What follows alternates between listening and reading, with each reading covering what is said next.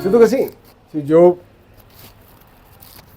creo que la cantidad de terapia que yo he recibido al lado del discipulado y la consejería me han ayudado muchísimo a lo largo de mi vida a procesar muchas cosas.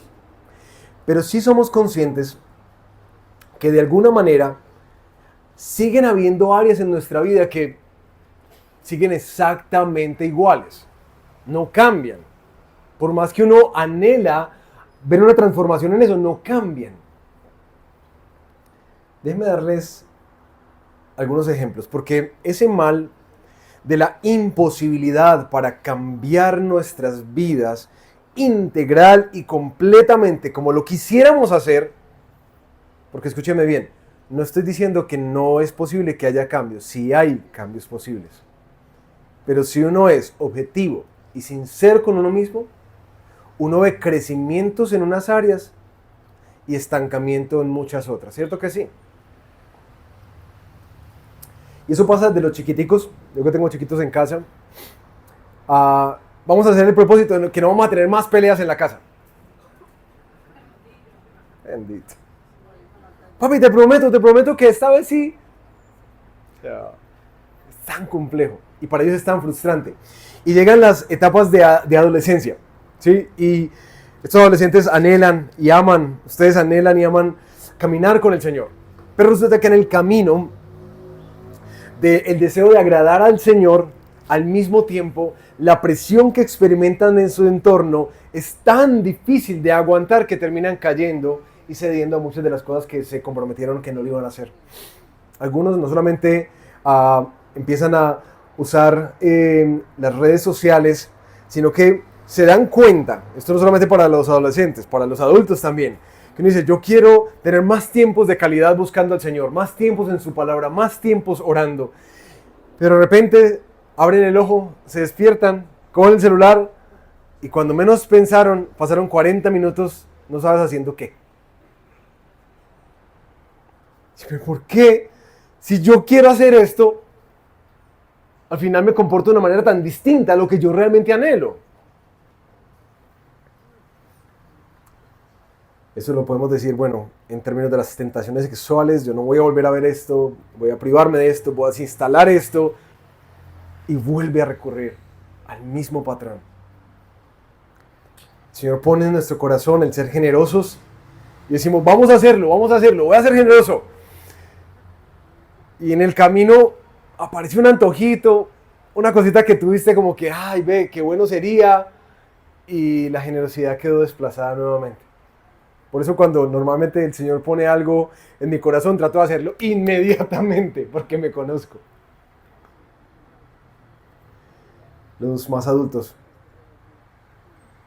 anhelamos tantas veces ser un buen ejemplo para nuestros hijos, especialmente no exasperarnos con ellos. Y hacemos compromisos, promesas y otra vez aparece el manotazo y el grito y dice, pero ¿por qué? ¿Por qué esto? Yo no quiero eso en mi vida. O tratamos de organizar nuestra vida financiera y terminamos sucumbiendo ante Temu, ante Shein, ante todas estas instalaciones ahí. Es como que, y se va la plata y dice, pero ¿por qué es que no me alcanza? Nos proponemos ser prudentes y quienes ya están mucho más adelante en la vida anhelan vivir una vida confiada en el Señor, pero saben que estas son etapas de muchos temores. Y cuando llega un mal diagnóstico, después del último examen de sangre, después del último chequeo médico, la ansiedad vuelve a poseer tu mente y tu corazón, la angustia, el temor. Dices, no, yo debería confiar más en el Señor, yo quiero confiar más en el Señor, pero como que al final no terminamos haciendo lo que queremos hacer. ¿Cierto? Es la descripción de nuestra vida cotidiana. Pero ¿por qué pasa eso? ¿Por qué pasa eso? Creo que en nuestra cultura hemos tenido el regalo por la gracia común, la gracia que Dios ha dado a toda su creación para entender y explorar eso de la creación que nos revela quién es Él y cuáles son sus propósitos, como las ciencias sociales.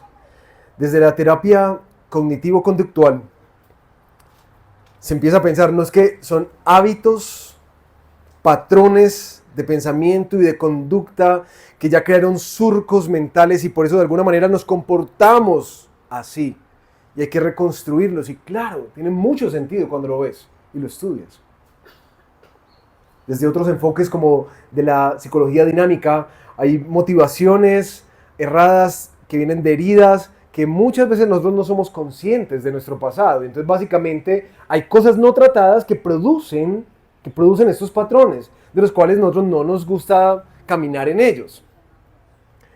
Algo que he estado estudiando en estos días que me ha encantado, el tema de la neurociencia, de cómo el cerebro no solamente genera interacciones, rutas, caminos, sino también que busca esa seguridad y que de alguna manera cambiar es muy difícil para el cerebro, como poder reprogramarlo para funcionar de una manera distinta. En fin, la pregunta es, claro, uno puede escuchar y ver mucho de esta literatura, mucho de esta terapia, pero creo que como yo, ustedes se han dado cuenta también que ayudan elementos, pero no es suficiente para el todo. Como que uno siempre ve que necesita más, que hay algo que se necesita cambiar. Y por supuesto, mis hermanos, yo entiendo que el ser humano es un ser integral, que no solamente es un ser espiritual, sino también físico. Y en estos días hemos consumido, quizás algunos de nosotros, mucha literatura que muestra científicamente cómo es que opera el cerebro, aún cómo opera tu sistema digestivo y cómo eso altera la manera en que tú te comportas, las decisiones que tomas. O sea, claro, hay un ser integral. Pero creo que lo que en este tiempo quizás siento que se ha perdido es justamente qué pasa con nuestro ser espiritual. ¿Cómo abordamos esto desde la fe? Esta imposibilidad que tenemos frente a los cambios. ¿Qué es lo que normalmente solemos hacer? Una, le voy a pedir a Dios que me cambie, que me ayude. Entonces yo creo que muchos de ustedes como yo han orado por mucho tiempo. Ay, Señor, quítame ese mal genio. Señor, cámbiame, que yo no sea tan explosivo, tan irascible. Muchos hemos orado, Señor, yo no quiero pensar mal de esta persona. Yo no quiero sentirme así. Y de alguna manera acudimos al Señor a pedirle ayuda al Señor. Pero seamos honestos. Cuando nosotros le pedimos ayuda al Señor, nosotros estamos esperando que el Señor levante como una varita mágica y diga, ya no más ira, más generosidad, más perdón, más servicio. Y como que mágicamente te vas a levantar al otro día siendo otra persona. La gran mayoría de nosotros pensamos así. Pensamos que así sucede el cambio. Que oramos por algo y mágicamente aparece. El otro lado por el cual nosotros tratamos de resolver los cambios en nuestra vida es lo que quizás se conoce como el legalismo. Entonces es que haz esto y vivirás. Y empezamos el ciclo del autoesfuerzo, que ya lo explicaba en otros lugares y en otros momentos, donde tenemos más reglas, pongo más de mi parte, más esfuerzo y tengo más control sobre mi vida.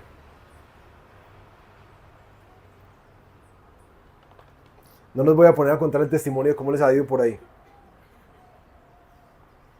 Y sé que algunos son muy disciplinados. Y literalmente cuando se proponen algo, logran eso. Pero si te miras a la luz de la palabra del Señor y lo que Él espera de ti, como hijo suyo y como hija suya, te vas a dar cuenta que hay muchas áreas que están fuera de tu control. Y eso es lo que pasa a veces en el legalismo. Empezamos a multiplicar reglas de lo que sí y lo que no. Empezamos a hacer nuestra propia lista de moralidad, lo que es un buen creyente, lo que es un buen hijo de Dios. Empezamos en alguna forma a aumentar castigos sobre nuestra vida. Si hacemos esto, entonces nos privamos de esto, nos reprimimos. Empezamos a compararnos con otros. Y en últimas, en la frustración de no ver lo que queremos ver en nuestra vida y que esos patrones están afincados en nosotros, entonces empezamos simplemente a echarle pintura al exterior. Cambios externos sin un cambio de corazón. ¿Sí? Aparentamos algo por fuera, ante circunstancias, situaciones y personas, cuando por dentro realmente la misma lucha, los mismos patrones siguen operando. Simplemente que por el temor a la consecuencia, más bien tú eres inteligente y no lo haces. El ser humano es muy complicado, ¿no? Gracias al Señor que nos deja su palabra. Y hoy vamos a meternos en un texto que es uno de esos textos que quizás muchos hemos recurrido para estudiar y tratar de entender en los momentos complejos de nuestra frustración, cuando nos damos cuenta que no somos lo que quisiéramos ser para el Señor, que no llegamos al estándar de lo que hemos explorado en las Escrituras, que Él quiere de nosotros, ver a su Hijo Jesús reflejado en cada uno de nuestros pensamientos, decisiones, acciones, palabras. Cuando nos damos cuenta de lo lejos que estamos, este pasaje ha sido un pasaje que estudiamos mucho para tratar de entender cuál es la lucha y por qué es tan difícil cambiar. Hoy vamos a meternos en Romanos capítulo 7 para que lo abran ahí en sus Biblias, y si no lo tienen rayado, yo sé que lo van a rayar hoy.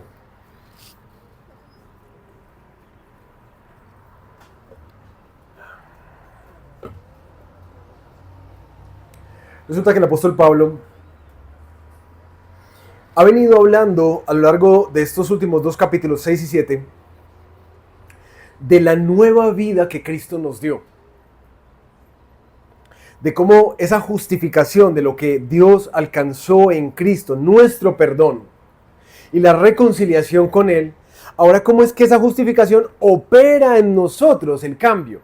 Algo que en la Biblia se define como la santificación, ¿cierto? Cómo es que el Señor nos va cambiando, nos va santificando, haciéndonos más como Él. El capítulo 6, especialmente el último segmento que expuso nuestro hermano Boyd la semana pasada, explicaba y hablaba especialmente a unos hermanos que antes estaban entregados a la esclavitud del pecado. Es decir, esa descripción que Pablo hace ahí nos ayuda a entender que él está hablando particularmente a los hermanos cristianos que antes eran gentiles, que no tenían ni temor ni conocimiento de Dios y vivían deliberadamente entregados a sus pecados. Pero el capítulo 7 comienza con esta expresión: ¿acaso ignoran, hermanos? Abro paréntesis, hablo a los que conocen la ley. Entonces, ¿a quién les va a hablar lo que viene en el capítulo 7? ¿A quiénes? A los judíos, los que conocen la ley, que ahora son creyentes, pero tienen este trasfondo religioso detrás. El capítulo 7 les va a ayudar ahora, ya no a los que antes eran paganos y perdidos, sino a los que son religiosos, a los que han atesorado la ley. Y les va a ayudar a entender cómo es que opera el cambio en sus vidas. Y por qué es que la ley es insuficiente para transformar su corazón. Eso es lo que va a exponer en Romanos capítulo 7. Pero antes de meternos a Romanos 7, yo quisiera, de pronto para claridad y para crecimiento y entendimiento de nosotros, explicar un poquitico qué es eso de la ley. Porque en Romanos, Pablo ha estado hablando mucho de la ley. La ley hasta aquí, pues bueno, hay 613 mandamientos en el Antiguo Testamento, pero cuando Pablo habla de la ley, muchos comentaristas resumen que estos 10 mandamientos contienen mucho de lo que se quiere expresar en el resto de los mandamientos. Así que cuando hablamos de la ley, hablamos de eso, los mandamientos del Señor. Ese mandato que ellos guardaron en ese cofre especial, en el arca del pacto, era algo muy especial para el pueblo judío. En primer lugar, porque les daba una identidad. No era solamente como un conjunto de reglas que ellos tenían, sino que era una marca que los distinguía como el pueblo especial del Señor. Pero también era la manera, como la guía en que ellos entendían la vida justa delante del Señor. A veces pensamos que los judíos se justificaban por la ley, pero realmente ellos no se sentían pueblos y cumplían la ley. Ellos cumplían la ley porque eran el pueblo de Dios. También a lo largo de los años los judíos empezaron a desarrollar esta idea de que si ellos eran realmente fieles a las palabras del Señor y a sus mandamientos, el Señor iba a venir más rápido y los iba a redimir y a rescatar. Esa ley servía también como un muro en sus prácticas de comida, de circuncisión. Servía como un muro para decir, ustedes son gentiles, nosotros somos el pueblo de Dios. Pero en el tiempo, esas prácticas empezaron a convertir también en un medio de justificación. Nosotros somos salvos si practicamos la ley. La ley para ellos, para los judíos que Pablo va a escribir este texto, era su identidad, su guía, su esperanza y su salvación. Es decir, la ley es muy importante, porque para poder entender el peso de lo que Pablo les va a decir, tenemos que entender qué significaba cuando le tocaban la ley. En paisa, es como cuando alguien quiere hablar mal de su madre o de sus hijos. ¿Cierto? A mí mi mamá no me la toque. Y de mis hijos, no me venga a hablar mal. Le estaba tocando un punto muy sensible a los judíos, su ley. Así que, mis hermanos, ¿por qué es tan importante este contexto antes de exponerlo? Yo no sé si ustedes se han dado cuenta que nosotros solemos pensar mucho que nosotros pecamos por desconocimiento. ¿Cierto? Como que de alguna manera lo que puede cambiar y alterar el comportamiento desde un niño hasta un adulto es que entienda y comprenda el qué, el por qué, el para qué de cada cosa. Si lo logran entender, entonces las personas pueden cambiar. Pero Pablo va a entrarnos a un problema mayor. Que en últimas, tú puedes programar al niño y al adolescente y al adulto y saber qué es lo correcto. Pero las normas no cambian a nadie. Porque como dice el dicho nuestro, echa la ley, echa la trampa. Así que ¿dónde está el problema? El problema es de desconocimiento. No es de desconocimiento. Hay como un problema más grande detrás. ¿Y está en dónde? Aquí. Hoy Pablo nos va a mostrar cuál es esa batalla que se cierne en el corazón de cada uno de nosotros, que tantas veces nos hace clamar, como terminará este texto, miserable de mí. ¿Quién me va a librar de este cuerpo de inmundicia y de muerte? Así que pidámosle al Señor gracia para poder encontrar dónde está la respuesta. Amado Padre, gracias por tu palabra que nos guiará a toda verdad, a una verdadera esperanza. Y como anhelamos, Señor, cada vez que te hemos conocido a ti más y más, tu palabra que nos lleva realmente a ser más como tú, que sí nos transforma, porque apunta el corazón y la mente donde es, a ti, a Cristo Jesús, nuestro Señor y Salvador. Guíanos, por favor, te lo pedimos, en el nombre de tu Hijo. Amén. ¿Por qué es tan difícil cambiar? Vamos a ver 4 cositas. La primera, porque nosotros, mis hermanos, resulta que estamos en un mal matrimonio. Romanos capítulo 7, versículos del 1 al 6. ¿Acaso ignoran, hermanos, pues hablo a los que conocen la ley, que la ley tiene jurisdicción sobre una persona mientras vive? Pues la mujer casada está ligada por la ley a su marido mientras él vive. Pero si su marido muere, queda libre de la ley en cuanto al marido. Así que mientras vive su marido, será llamada adúltera si ella se une a otro hombre. Pero si su marido muere, está libre de la ley. De modo que no es adúltera, aunque se una a otro hombre.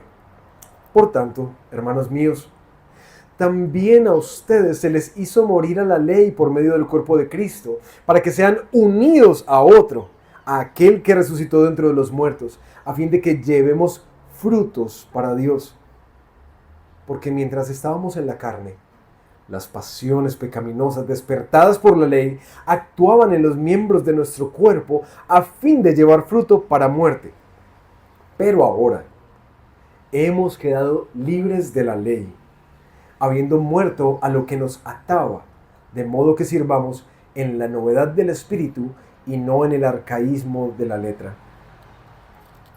Pablo, en estos primeros versículos, quiere convencer a los hermanos, como ya lo ha dicho en los capítulos anteriores, de que ellos ya han muerto a esa ley, a esa forma de vida en la que ellos vivían, y que ahora ellos pueden experimentar una nueva relación y una nueva forma de agradar a Dios y dar frutos para Dios.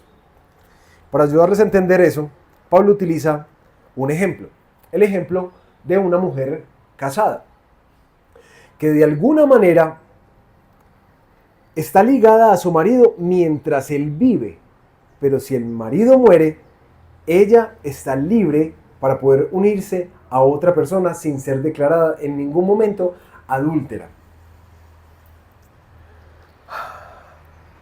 Pablo les ayuda a entender, hermanos, ya la ley no opera sobre ustedes.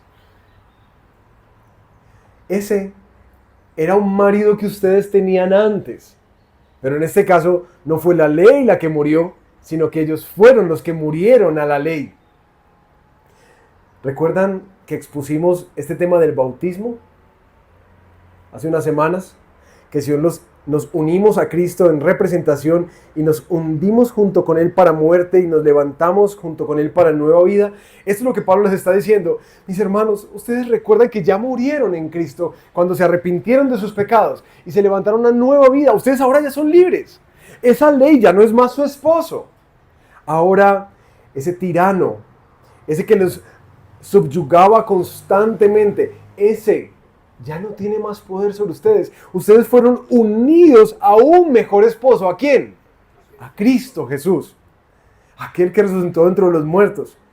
Pero esto, dice Pablo, sucedió con un propósito. Y no era como que nos libramos de la ley. Ahora sí podemos ser lo que queremos ser.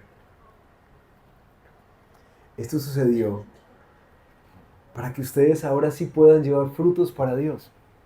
Porque es que eso está en la base de lo que tú como creyente y seguidor de Jesús tienes en el fondo de tu corazón. Tú quieres producir frutos para Dios, pero te encuentras en el camino lo complejo que es. Y Pablo les está diciendo, hermanos, ya no es por la ley, ya no es la forma en la que nos relacionamos con Dios. Al confiar en Jesús, nos hemos identificado con Él en la muerte y ahora tenemos un nuevo esposo que nos representa. Ya no es tratando de cumplir mandamientos. Ya esa ley no opera sobre nuestra vida, porque de hecho, esa ley, les dice Pablo, los llevaba solamente a muerte y no producía ningún fruto en sus vidas.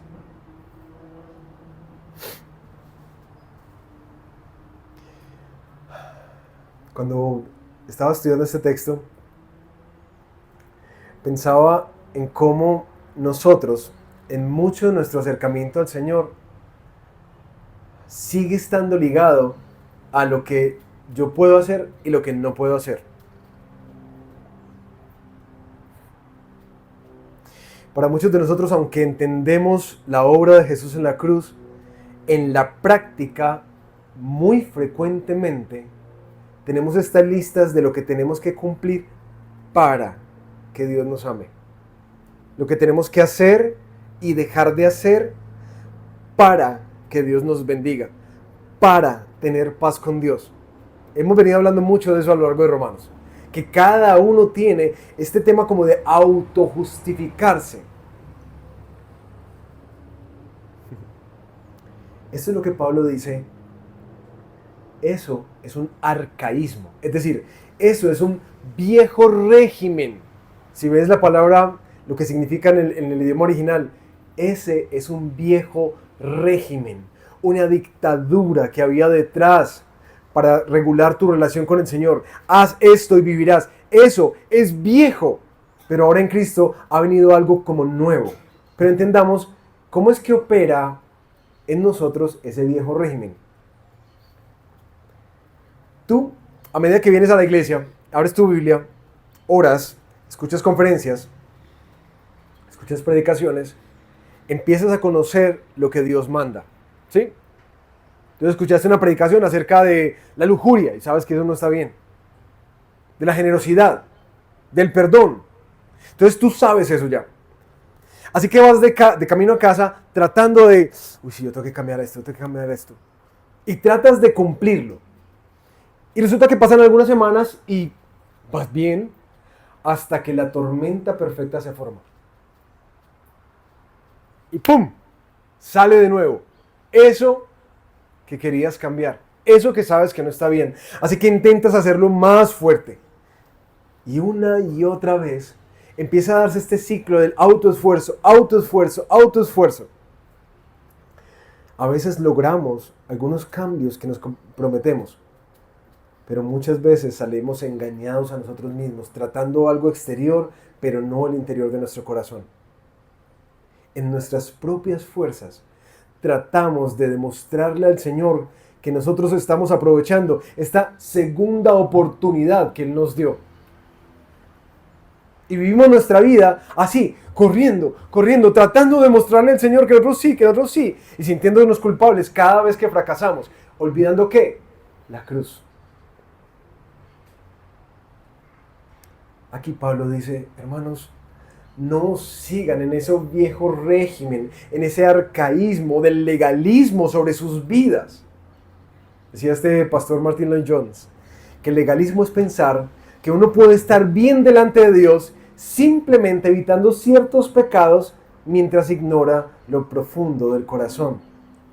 Y Pablo explica que de alguna manera lo que tenía que pasar es morir a esa vieja ley, morir a esa vieja manera de relacionarnos con Dios, tratando de producir en nuestras propias fuerzas frutos para el Señor.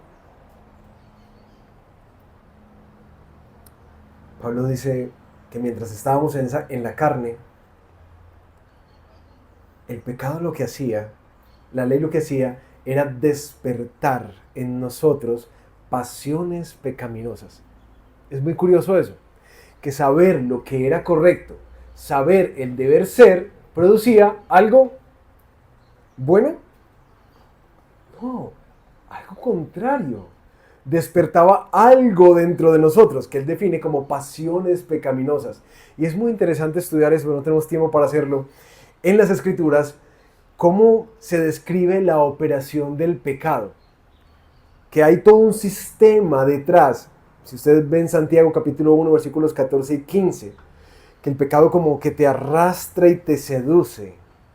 Y al final termina produciendo muerte. O en Gálatas 6, 7 y el 8, dice no se dejen engañar, ¿cierto? Porque el pecado engaña. Y en últimas terminas cosechando su fruto, muerte. Pero Pablo dice que cuando morimos junto con Cristo, quedamos libres de la ley. Ya no estamos más atados a ellas. Ahora tenemos una nueva manera de relacionarnos con Dios a través de Jesús. La solución no es una lista de reglas de ahora tus compromisos de cómo quieres ser para agradar al Señor, sino que lo que Pablo dice es que tú necesitas una nueva relación.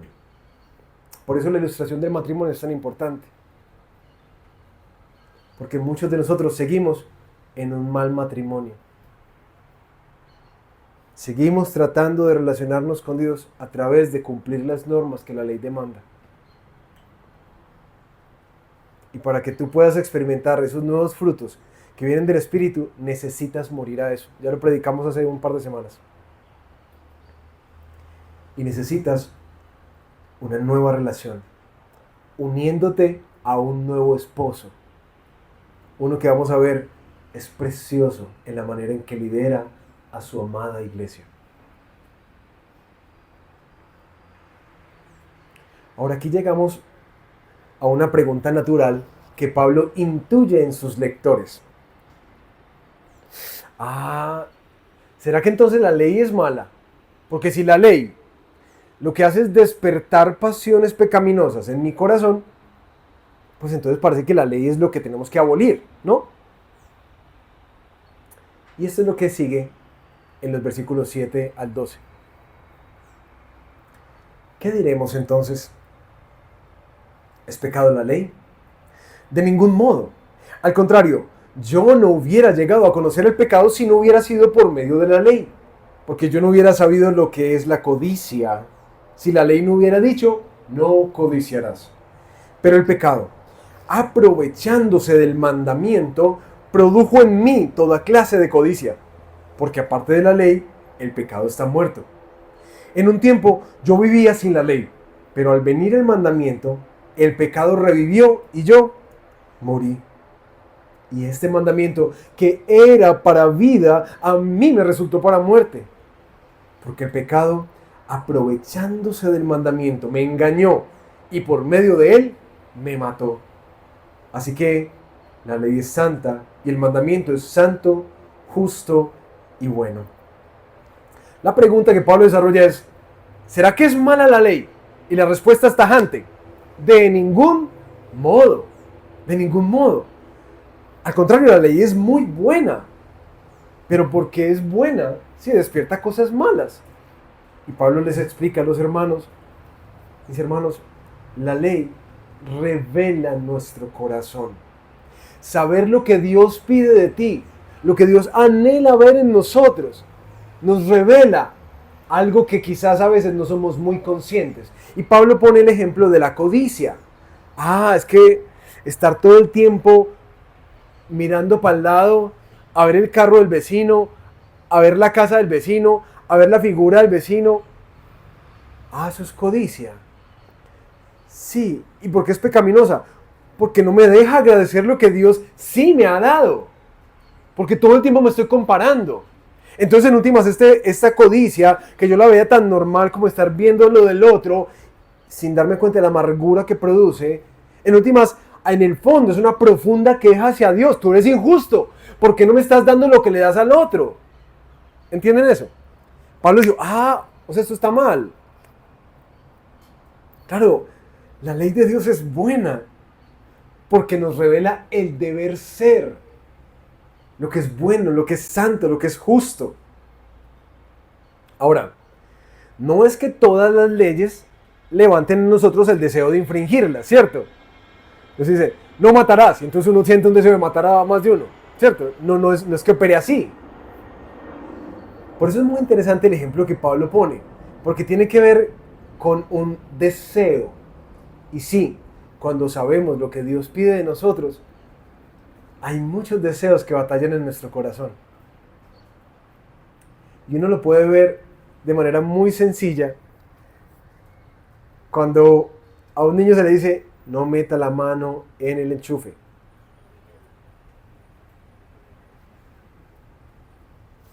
Es como que hay algo que se mueve desde adentro. Mira, estas galletas son para la visita de ahorita, no se las coman.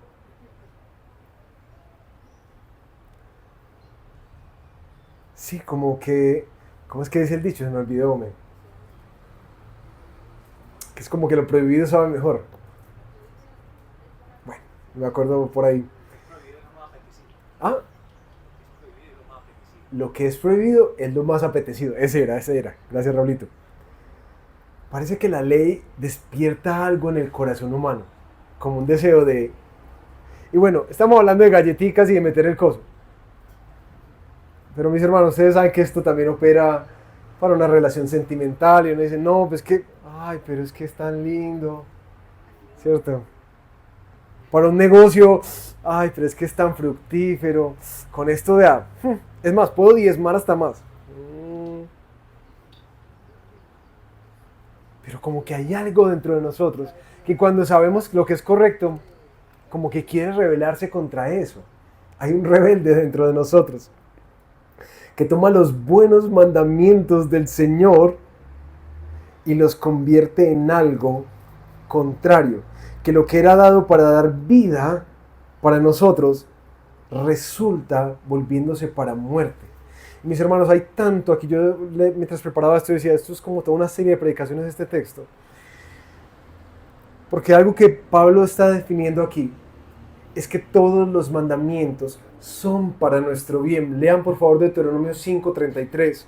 Estos mandamientos son para que tengas vida, para que las disfrutes, para que prosperes. Cuando Dios te dice los sí y los no, te muestra los que deberían ser y los que no, de lo que debes empujar hacia allá, pero también reservarte de o alejarte de. Es para que tengas vida, para que tengas frutos. Por eso Pablo dice, es que la ley es buena, es muy muy buena. Pero hay algo que empieza a descifrar. Y es que hay como una fuerza interna que él llama ¿qué? El pecado que mora en mí. Y eso es lo que quizás en medio de todos los estudios de esta gracia común, de las ciencias que estudian al ser humano, se ha dejado de lado. Porque se piensa que solamente es un tema de programación, es un tema de sanar las memorias, es un tema de alimentación. Pero aquí Pablo está diciendo, es que hay un problema muy grave espiritual que opera dentro de ti y que si no lo tratas, vas a seguir en los mismos círculos destructivos y pecaminosos. La conclusión de Pablo es no. La ley es buena, es santa, es justa. Entonces, ¿dónde está el problema? ¿Dónde está el problema? El problema está en nosotros.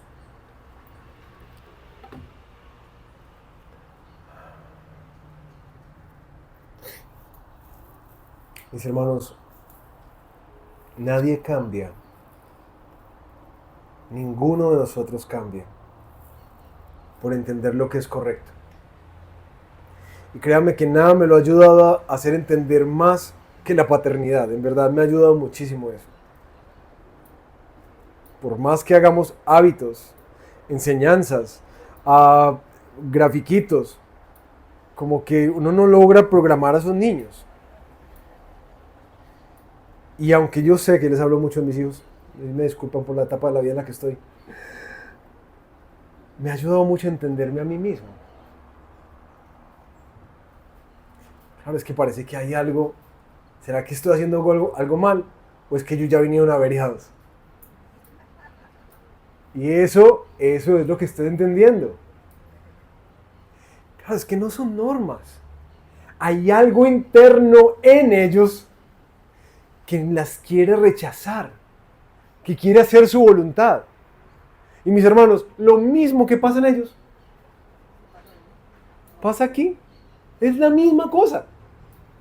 Así que por más que yo consuma la palabra y entienda las cosas y se me enseñe y se me disipule, hay una operación interna impresionante que me impulsa hacia el mal. Y eso es lo que quizás estos manifiestos humanistas no han tenido en cuenta. Y me ha llamado mucha atención, en la tesis de grado estudiamos esto, de cómo los manifiestos humanistas han venido cambiando a lo largo del tiempo. Los 3 que hay, bueno, creo que hay un cuarto por ahí. Pero había una exaltación muy grande de la expectativa que habría en que el ser humano es muy bueno y puede cambiar la historia.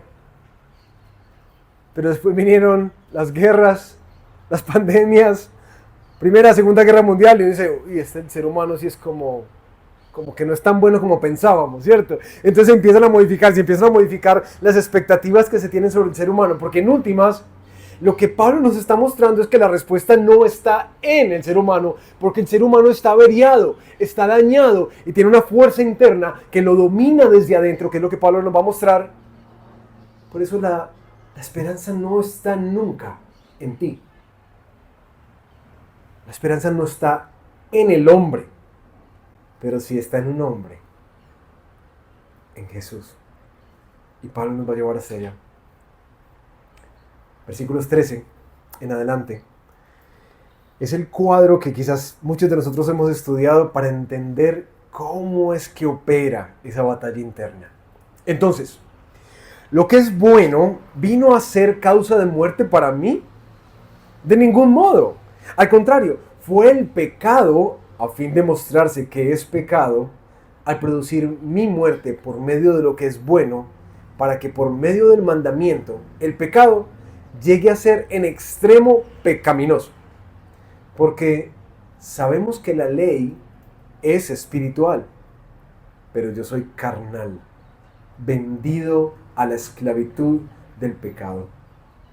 Porque lo que hago no lo entiendo, porque no practico lo que quiero hacer, sino que lo que aborrezco, eso hago. Y si lo que no quiero hacer, eso hago, estoy de acuerdo con la ley, reconociendo que es buena. Así que ya no soy yo el que lo hace, sino el pecado que habita en mí. Porque yo sé que en mí, es decir, en mi carne, no habita nada bueno. Porque el querer está presente en mí, pero el hacer el bien no. Pues no hago el bien que deseo, sino el mal que no quiero, eso practico. Y si lo que no quiero hacer, eso hago, ya no soy yo el que lo hace, sino el pecado que habita en mí.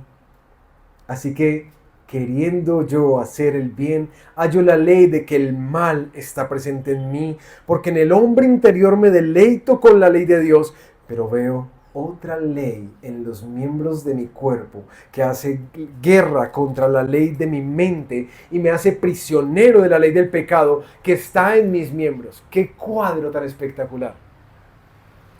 ¿Vieron la descripción de una batalla interna? De una guerra de poderes dentro de ti y dentro de mí.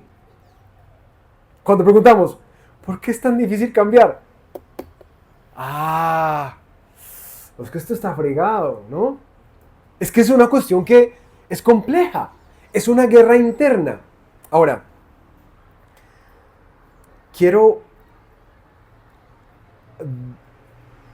explicar desde qué postura voy a predicar este texto, porque este texto en los círculos académicos y teológicos tiene algunas variantes interpretativas.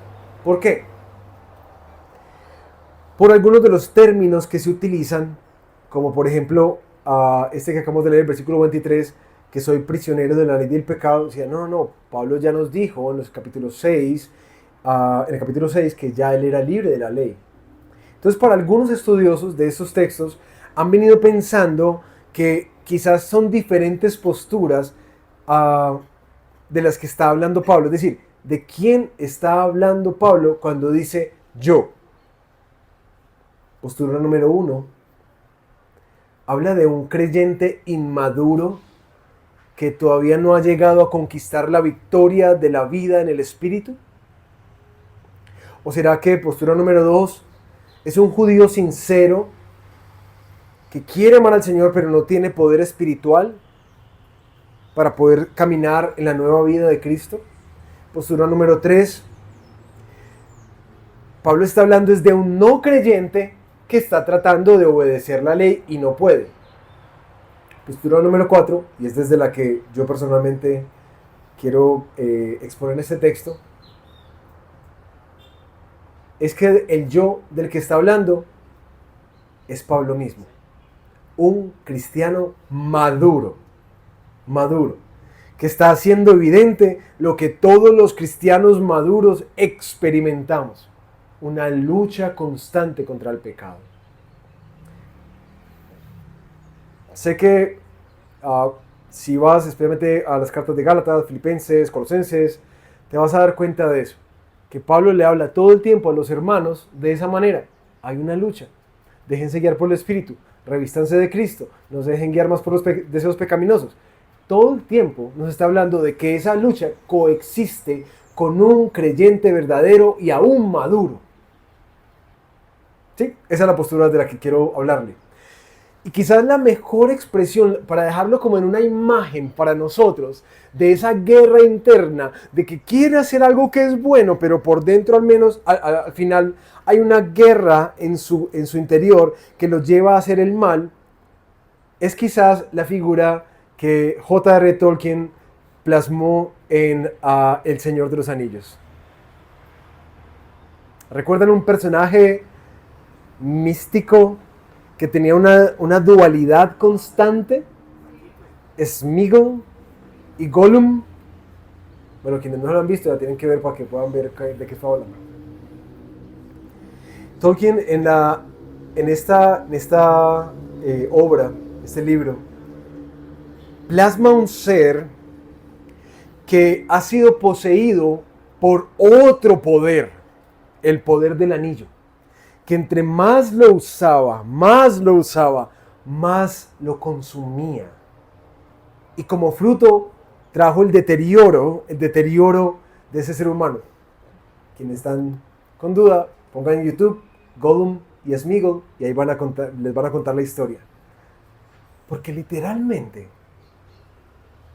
es una imagen que plasma lo que el pecado hace en nuestra vida.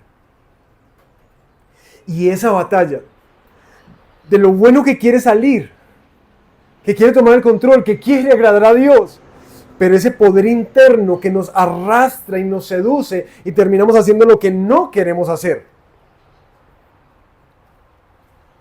Pablo les está diciendo, hermanos, el problema no es de la ley. La ley es muy buena. El problema está en nosotros. La ley lo único que hace es revelarnos la gravedad de nuestro pecado, utilizando lo que es bueno, que Dios nos dio para nuestro bien, para producir muerte. Y esa santidad de Dios se expresa con más claridad cuando yo veo, eso es lo que yo verdaderamente quiero ser. Esa es la vida que yo quiero tener. Esa es la manera en que yo quiero vivir. Pero al final termino en otro lado. Yo estoy afirmando con mis deseos que eso es bueno, santo y justo. Así que el problema no es el problema de la ley. Y Pablo en los versículos 14 y 20 empieza a mostrar una debilidad que cada uno de nosotros tiene, que somos carnales, vendidos como esclavos al pecado. Así que esa lucha nos deja siempre en una confusión interna que creo que todos nosotros hemos experimentado. ¿Por qué otra vez? ¿Por qué otra vez contesté así? ¿Por qué otra vez abandoné mis disciplinas espirituales? ¿Por qué otra vez estoy con este desánimo? ¿Por qué otra vez estoy mirando este contenido en internet que yo sé que no agrada al Señor, que está destruyendo mi matrimonio? ¿Por qué? Porque es que caigo otra vez ahí. Sí, yo sé lo que es bueno y eso es lo que yo quiero hacer. Pablo dice, eso no soy yo. Y nótense en eso, es muy interesante para hacer un estudio antropológico del ser humano. Esta disociación del ser. Para que uno diga, la misma persona que está actuando pecaminosamente diga, no, eso no soy yo, sino el pecado que mora en mí. Pablo logra identificar que ahora él se deleita en la ley de Dios y con su mente anhela al Señor y anhela caminar en lo que Él quiere, anhela lo que Él pide para su vida, lo que Él enseña, por donde Él lo dirige. Él anhela eso, pero hay un poder más grande que parece que lo jala y en últimas Él admite que termina cayendo en algo que Él no quiere hacer. Aquí hay que parar a hacer una claridad. Porque por mucho tiempo este pasaje en la iglesia del Señor ha sido utilizado para justificar ¿qué? El pecado. Si ve, ay, Pablo es igualito que yo. Además que también luchaba con la pornografía. Igualito que yo, igual, seguro eso es la mentira. Ah, no, seguro eso es la codicia. Seguro eso son las relaciones que el Señor no quiere para mi vida. Y mis hermanos, el texto no está justificando los hábitos y conductas pecaminosas de nuestra vida. Pablo no está licenciando como, no, hágale tranquilo que el Señor sabe que usted con su corazón en verdad usted quiere honrarlo. Aunque con sus cuerpos haga y deshaga. Pablo no está diciendo eso. De hecho, el final del texto nos ayuda a entender ¿a dónde es que Pablo nos quiere llevar? Versículos 24 y 25. Miserable de mí. ¿Quién me libertará de este cuerpo de muerte? Escuchen esa pregunta tan profunda. Esa no es la pregunta de un creyente que está acomodado en su pecado, que está tranquilo. Esa no es la pregunta de alguien que dice, no, Cristo murió por mí. Esa es la pregunta de alguien, quizás como tú y como yo, que en verdad luchamos y nos avergonzamos cuando hay cosas que salen de nuestra boca, en actitudes, en acciones, en pensamientos, que uno dice, esto no debería ser. Yo no debería estar con esto más. Y el Espíritu trae ese dolor y ese arrepentimiento a tu corazón. Esa es la pregunta de alguien a quien el Espíritu del Señor ha conmovido profundamente porque ya ama lo que Dios ama. ¡Qué desgracia! ¡Qué miseria! ¿Cuándo es que esto se va a acabar? ¿Cuándo? ¿Cuándo es que voy a poder adorar al Señor como yo quiero adorarlo y servirlo como quiero servirlo? ¿Cuándo es que voy a dejar de estallar con tanta rabia? ¿Cuándo será que mis deseos estarán por fin aquietados para estar dejándome de comparar con otras personas? ¿Cuándo, Señor? Es que yo empezaré a administrar mi dinero no para mí, sino para poder servirte a tus propósitos.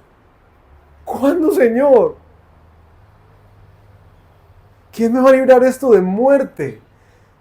Y eso solamente pensando en nosotros, pero las cartas pastorales expresan mucho en cómo este mismo poder pecaminoso dentro de nosotros es lo que deteriora las relaciones interpersonales que tú y yo tenemos, empezando por casa. Señor, ¿cuándo? ¿Cuándo? ¿Quién me libertará de este cuerpo de muerte? ¿Me entienden eso, mis hermanos? Pablo no acolita el pecado. Pablo está luchando contra él. La respuesta. Gracias a Dios por Jesucristo nuestro Señor. Gracias a Dios por Jesucristo nuestro Señor. Y Pablo culmina apuntando nuestros ojos hacia una persona, hacia nuestro Señor Jesús. Pero con una dosis de realismo espectacular. Así que yo mismo, por un lado con la mente, sirvo a la ley de Dios, pero por el otro, con la carne, a la ley del pecado. La dicotomía continúa ahí. Y Pablo es consciente que mientras viva en este cuerpo mortal, en este peregrinaje, esa batalla persistirá una y otra y otra y otra vez. Y lo hemos venido expresando. Dice Gálatas capítulo 5, que la ley del Espíritu se opone a la ley de la carne de tal manera que nosotros no podemos hacer lo que queremos. Pero gracias al Señor que ya no estamos bajo la ley. Pablo es muy realista, dice, esto que yo siento, estos deseos renovados que el Espíritu ha puesto en mi corazón, por hacer lo que el Señor quiere, van a seguir ahí.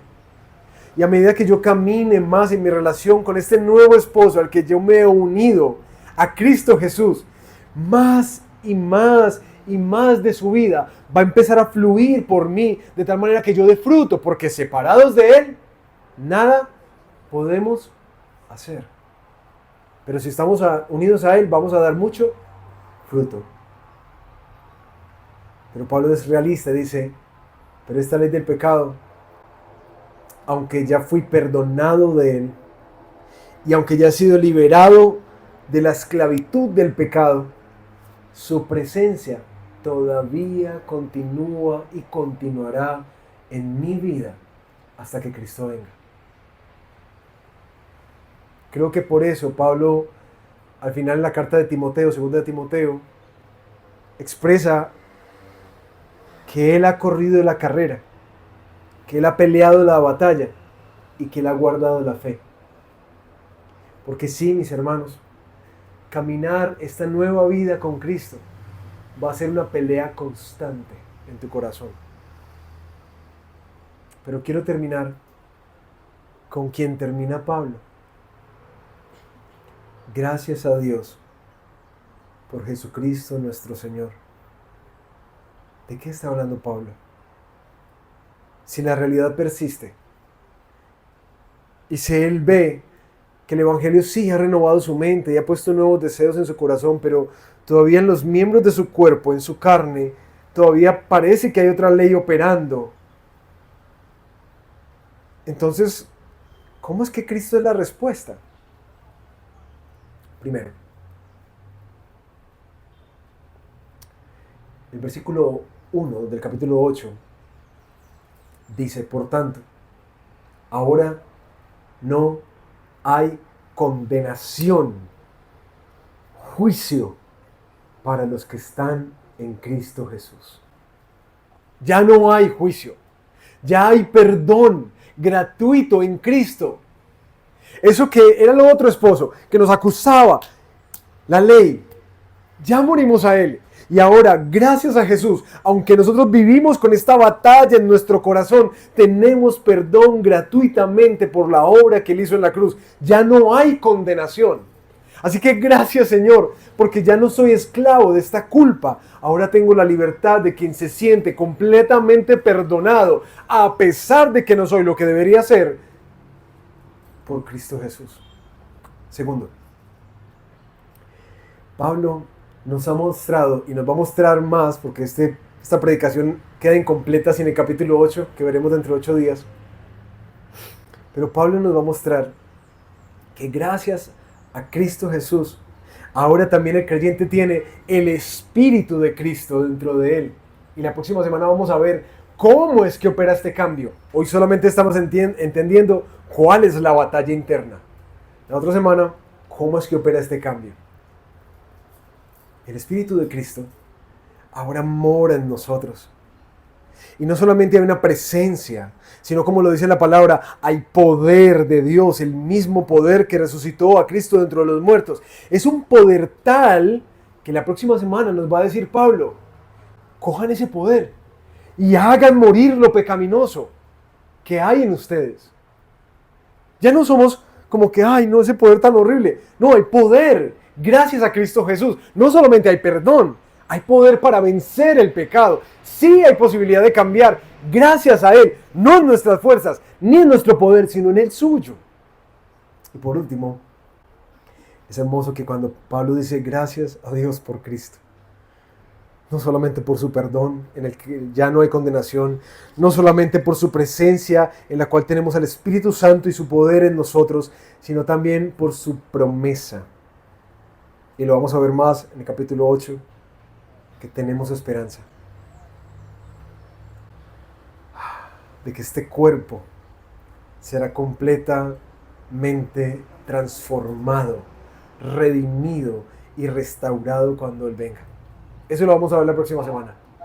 Mientras tanto, caminamos con una profunda esperanza, con una profunda seguridad y con un impresionante poder dentro de nosotros, viviendo cada día esta batalla por la fe, por caminar para el Señor, por ver cada vez más la vida de Jesús en nosotros. Así que mis hermanos, ¿por qué es tan difícil cambiar?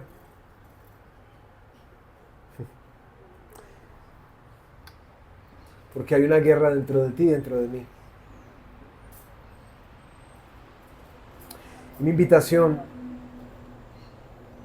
como Pablo lo está haciendo con los hermanos, especialmente a quienes como yo han intentado producir una vida distinta, la vida de Jesús, a punta de normas y leyes. Pablo quiere convencernos de que nosotros no necesitamos una nueva lista y una nueva instrucción, sino que de hecho necesitamos morir a eso para empezar a unirnos a un nuevo esposo. Uno que es tierno, compasivo, que perdona, que está presente, que camina con su esposa, con sus hijos, que los ama y que en últimas los va a acompañar hasta el fin, hasta el día en que Él venga y renueve toda su creación y junto con ellos renueve a cada uno de nosotros. Vamos a orar. Padre amado, gracias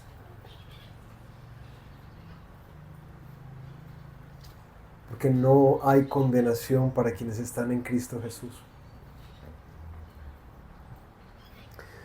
Yo sé que muchos de mis hermanos y hermanas aquí, como yo, se pueden identificar con esta realidad de la frustración, el desánimo, pero también la culpa y la condenación que experimentamos al no ser lo que anhelamos ser para ti.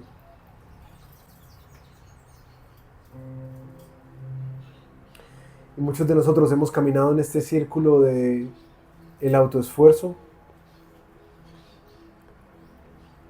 tratando de ponernos metas,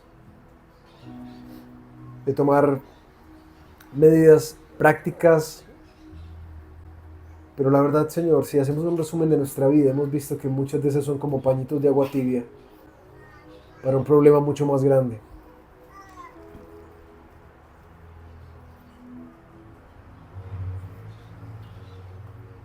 Pero Señor, tú sabes que como Pablo sufrimos internamente por estos pecados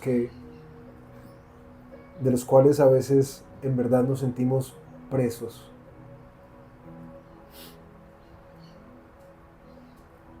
Y hoy venimos con humildad a ti para pedirte perdón. Pero como Pablo ha estado tratando de ayudar a los hermanos en Roma, nosotros también necesitamos aprender a abrazar tu perdón.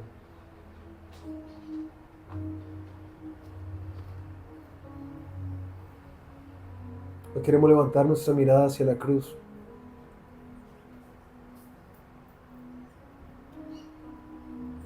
Para recordar a nuestro nuevo esposo.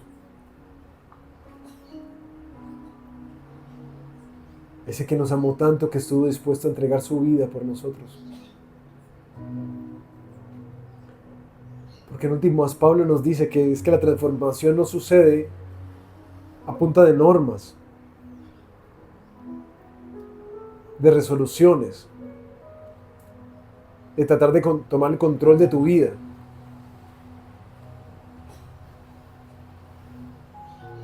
Que la batalla con el pecado, Señor, solo es vencida por una persona. Y ese eres tú. Y la forma en que lo vences no es solamente que nos perdonas, sino que también nos liberas. Y nos das tu poder. Uno que opera dentro de nosotros para literalmente avanzar hacia lo que tú quieres ver en nuestra vida, a Cristo. Padre, ayúdanos, por favor. Que nuestra transformación no sea, Señor, una vez más el esfuerzo de tratar de hacer las cosas bien